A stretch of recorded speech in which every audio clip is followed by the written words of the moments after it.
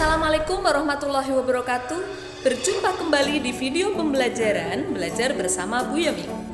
Anak-anakku semuanya, semoga kalian tetap selalu dalam keadaan sehat ya, dan tetap semangat dalam mengikuti pembelajaran jarak jauh. Baiklah anak-anakku, pada kesempatan kali ini kita akan belajar tentang pengumpulan dan penyajian data. Tujuan pembelajaran kali ini adalah supaya kalian nantinya dapat menjelaskan data yang berkaitan dengan diri sendiri maupun lingkungannya, serta cara pengumpulannya. Baiklah anak-anakku, sebelum kita lanjutkan, kalian perlu tahu dulu nih untuk mengenal data. Apa itu data? Data merupakan keterangan yang benar dan nyata. Lalu bagaimana sih cara atau metode yang bisa kita gunakan dalam mengumpulkan data? Data bisa diperoleh dengan cara tes, kemudian dengan cara bertanya langsung, atau bisa juga dengan memberikan isian singkat dan pencatatan langsung. Data ada dua macam. Yang pertama yaitu data primer, dan yang kedua data sekunder. Data primer merupakan data yang cara pengumpulannya itu diperoleh secara langsung. Misalnya ketika kalian mendata tentang berat badan teman-teman kalian dalam satu kelas. Nah, kalian bisa mengambil data ini secara langsung. Dipanggil teman-temannya, kemudian ditimbang, lalu dicatat. Nah, itu berarti pengumpulan data secara langsung. Kemudian data yang kedua yaitu data sekunder. Data ini merupakan data yang cara pengumpulannya tidak secara langsung ya. Misalnya data tentang golongan darah teman-teman sekelas kamu ya. Kalian tidak langsung mendata dengan mengetes golongan darah teman-teman kalian ya, tetapi kalian bisa meminta data ini dari petugas UKS misalnya. Lalu kalian catat, lalu kalian dapatkan data itu merupakan data sekunder. Dan anak-anak, penyajian data itu sendiri ada beberapa macam ya. Dalam menyajikan data bisa dalam bentuk tabel, bisa dalam bentuk daftar, kemudian diagram. Diagram sendiri ini ada beberapa macam ya anak-anak. Ada diagram garis, diagram batang, ada juga diagram lingkaran. Nah anak-anak, selain diagram tadi, ada juga penyajian data dalam bentuk diagram gambar. Seperti ini contohnya ya anak-anak.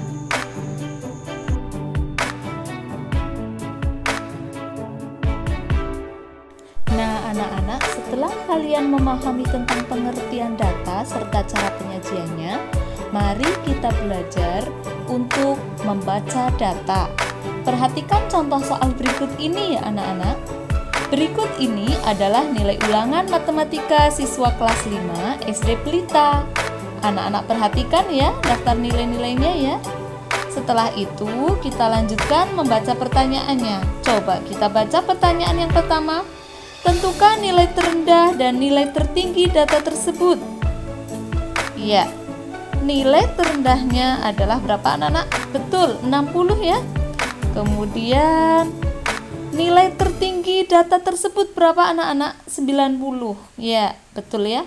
90 itu adalah nilai tertinggi.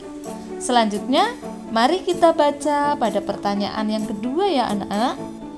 Pertanyaan kedua, berapa siswa yang nilainya kurang dari 70? Mari kita perhatikan daftar nilai siswa matematika, daftar nilai ulangan matematika siswa kelas 5 ya.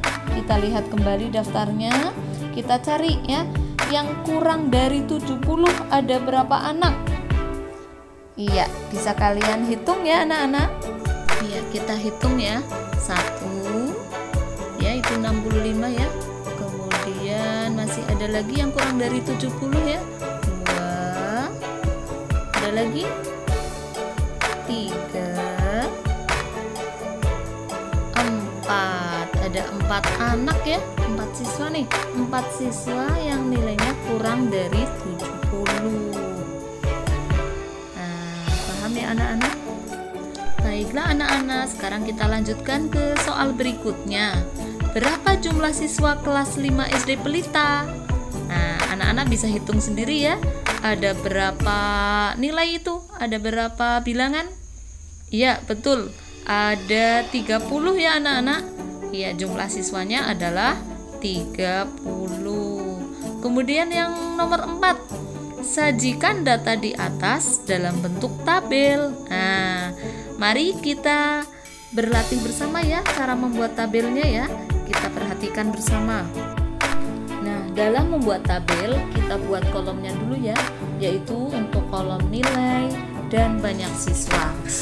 Selanjutnya kita urutkan ya nilai dari yang terendah ya, terendah sampai tertinggi kita masukkan ke kolom nilai. Dan untuk banyak siswanya kita lihat ya, untuk nilai 60 jumlah siswanya berapa, lalu kita masukkan ke kolom banyak siswa ya. 60 banyak siswanya ada 1. Kemudian yang nilainya 65 ada berapa, kita masukkan ke banyak siswanya berapa. Seperti itu ya anak-anak. Ya, kemudian kita jumlahkan ya, jumlahkan banyak siswanya. Nah, di situ kita lihat jumlah siswanya adalah berapa anak-anak? 30 ya. Ya, mudah-mudahan jelas ya dalam membuat tabel ya anak-anak. Nah, anak-anak, berikutnya pertanyaan yang terakhir adalah kita disuruh membuat diagram batang ya. Nah, seperti ini contohnya ya cara membuat diagram batangnya ya. Kita tarik garis vertikal dan horizontal. Untuk vertikalnya itu adalah banyak siswa, kemudian garis horizontalnya adalah nilainya. Nah, lalu kita tarik garis yang sesuai. Misalnya nilainya 60, berarti kita tarik jumlah siswanya 1, kita tarik, lalu titik temunya ada di mana. Nah, di situ kita buat seperti ini ya. Paham ya anak-anak? Nanti anak-anak bisa mempraktekannya sendiri di rumah. Demikian pembelajaran hari ini. Selanjutnya anak-anak bisa berlatih kembali melalui buku paket matematika yang bisa dipelajari ya di rumah ya.